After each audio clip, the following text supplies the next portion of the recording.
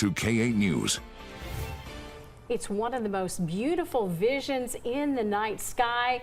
Fireworks. Watching them over the Wappapello Lake is a sweet treat that you can enjoy this coming Saturday night. And joining us now is Andrew Jefferson with the U.S. Army Corps of Engineers. Thank you so much for being here. Thank you as always for having me here. Well, this fireworks show is big. Everyone looks forward to it. Yes, this is one of the largest fireworks shows in Southeast Missouri.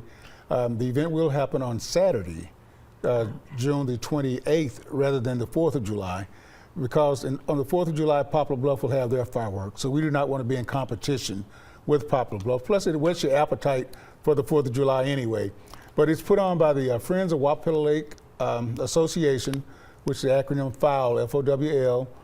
They do this each year. It's one of the biggest events we have. It's done, well, the collection is actually by donations. They use those funds to pay for the fireworks each year. There are other things going on in addition to the fireworks. They're going to have a thing called Funky Foam, where the kids can actually get out and this machine sprays foam all over the ground and they can slide in it. Can the adults do that Adults too? can do it too. They're going to have different food trucks available. There'll be live music. All of these things will be leading up to the fireworks later on that evening. And the question is always raised, when does the fireworks actually start? The simple answer is at dark. Okay. Yeah, at easy dark. enough. Yes, at dark. Now we will also keep the visitor center open a little longer than we normally do because of the fireworks. The visitor center will be open from 10 a.m. until about 8 p.m. rather than shutting down at 5:30. And you actually have things get underway this Friday with a fun event. Yes, this Friday evening we'll be having what we call Movie in the Park. It's similar to the drive-in theater like back in the day, so to speak, where you can come out, open area, big screen, bring your favorite lawn chair or blanket, and all of those who do attend will receive a ticket, and that ticket will allow them to get a free popcorn or a bag of chips as well as a beverage. And this is put on by the Southern Bank of Missouri as well as the FOWL, Friends of Wappapello Lake Association. But it's a big event.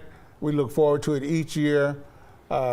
These are things that help to bridge the gap between the community and the Corps of Engineers. So it's all fun.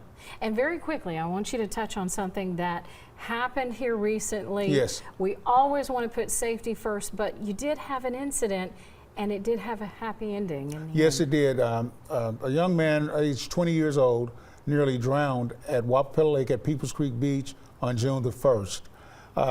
He was horseplaying around, I was told, with some of his buddies. As we always state, life jackets worn, nobody mourns. He did not have on a life jacket. Oh. Life jackets are available at Peoples Creek Beach, on the beach itself, as well as the boat ramp, which is adjacent to the beach.